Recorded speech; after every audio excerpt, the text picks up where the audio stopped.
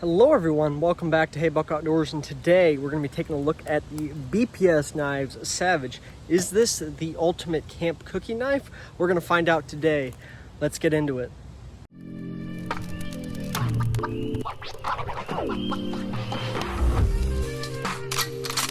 So I've done a full review on this knife already, but we're going to revisit it. I've been using this a lot for food prep lately, and I wanted to give some more thoughts on it, right? So BPS Knives is a Ukrainian knife company. This is fixed blade, 0.1 inches thick, Rockwell between 57 and 59, so softer steel, but it makes it really easy to get a real sharp edge on it. And you've got that beautiful full flat grind. Wow, English is tough. As you can see, this one's a little worse for wear. Got a lot of patina on it from cutting a lot of acidic items such as lemons, peppers, you name it. Beautiful. I don't know if these are walnut handle scales, but they look the part anyways. I've got a nice coat of Renaissance wax on there to keep them waterproof. And the cool thing is you've got these, looks like Allen keys that are in the handle, so you can take it off and service it if you so choose. But we're going to jump into it. You got a little bit of a sharpening ricasso, very little though, not too much. 4.5-inch blade, retails for around the $42 to $50 price point, depending on where you can find them. Let's get on in to the actual test. Just so you guys can see it, we're going to do some cordage cutting. I've got some paracord here. Should not be an issue. I have used quite a few BPS knives over the last couple years, and I've been thoroughly impressed by them all. I didn't get a really good grip on that there. Kind of a downward, whoa, don't do that. That's one thing you don't want to do. Kind of a downward grip angle there. Very reminiscent of kind of like an old West trapper's knife or something the cookie with the cowboy camp would carry. Kind of on a smaller scale though.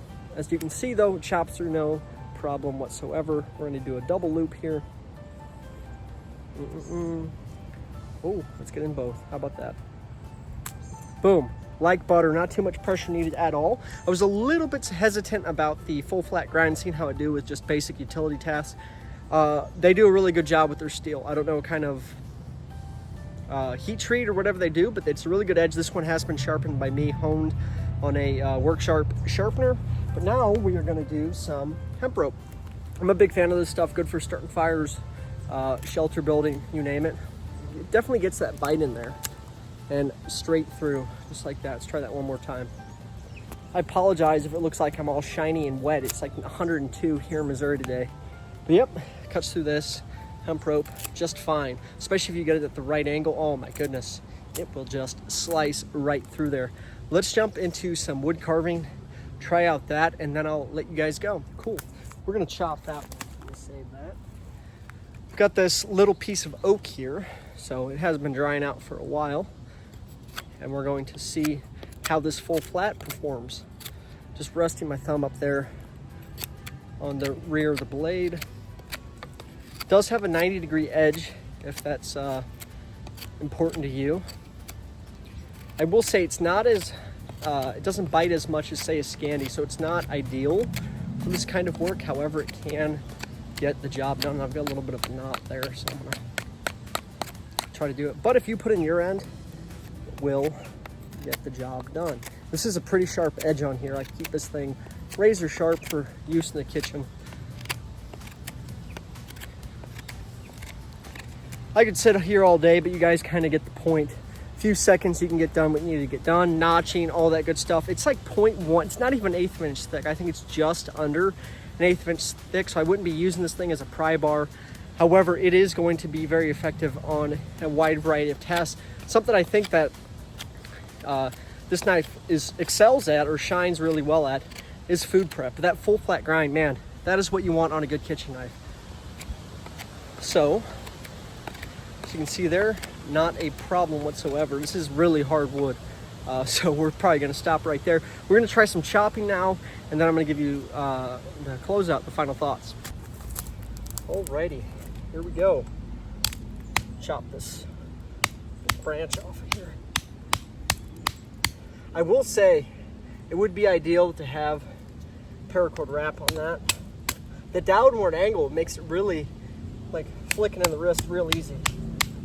But we're going to try to chop this guy in half.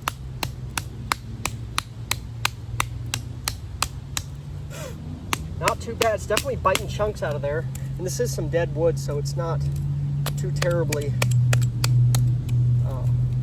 hard.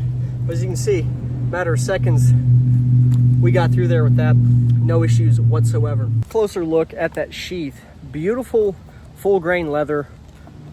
It's got a good, I don't know, like a stain on there. You do have a very wide belt loop. I typically wear between 1.5 inch and 2 inch wide belts. Fits through there no problem. And you have that dangler option. It's not very noisy, and the retention on this guy is pretty good. I mean, obviously if you torque on that SOB and you get it throwing, it's going to fall out of there.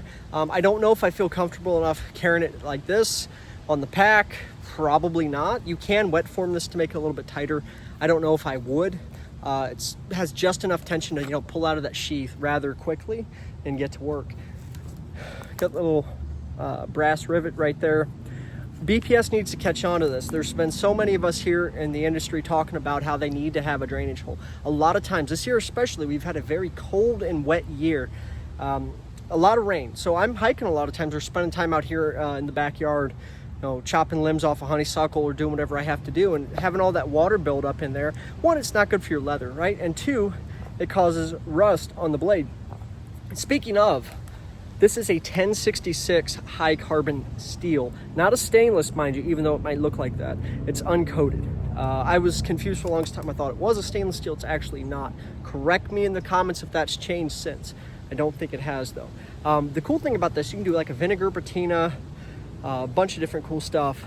But as you can see, this one has seen quite a bit of use over the last year or so. I'm a big fan of it. I love that downward angle, especially if you're chopping vegetables, especially for working with, if I've got a large steak or something, I'm wanting to cut it into 2 pieces to serve for 2 people, it can do that. I've had no issues whatsoever. But I'm a big fan. That edge holds up. The edge retention, 1066 is not known for its edge retention, so you're gonna have to keep an eye on this and sharpen it. If not, just tone it, throw it on the leather strap every so often.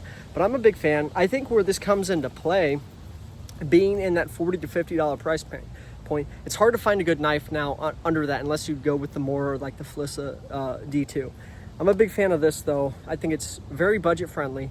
It's very practical, like we just went through. Cordage cutting, some minor woodworking. I wouldn't go hacking off limbs the size of your fist, but it can do some minor stuff. But food prep is where I think this guy excels. And for the price point, you can't beat it. Yeah, it's not made in America, it's made in Ukraine. Some people like that, some people hate that. I'm not opposed to it. I think it's a good knife. Fit and finish on this, it's not perfect. You've got some edges where the tang here sticks above, but I mean, anybody who does any amount of work with their hands, just the littlest bit of callus, and if you use this thing a few days in a row, you're gonna get that callus. I haven't noticed any terrible hot spots. They did really good machining right here at this transition point where it comes up to this little hilt where the sharpening Ricasso is. There's no hot spots. You can almost even rest your index finger up there if you absolutely have to. Don't have to do that though. You do have that lanyard hole like we talked about. So overall, I think you're getting quite a bit for your money. And they're quite available too. You can go on Amazon. It's not like you have to search the interwebs to find this guy. Amazon, you just look in BPS Knife Savage, boom, pops up. A lot of times what they'll do is, I think it's either a 5 or 10% rebate or discount off of the price. So say this is $42.99, they might have a deal where it takes 5% off. So that's yay for that. We all like good deals. Amazon's really the only place I've seen this besides BPS Knives website. The only issue with ordering straight from BPS, it is a Ukrainian company. Due to the stuff that's going on over there, it might take a while to ship that. Amazon though, typically within a week, even if you don't have Prime. So not too terribly bad. I'm a fan. Let me know what you guys think in the comments below, and I will see you guys next time.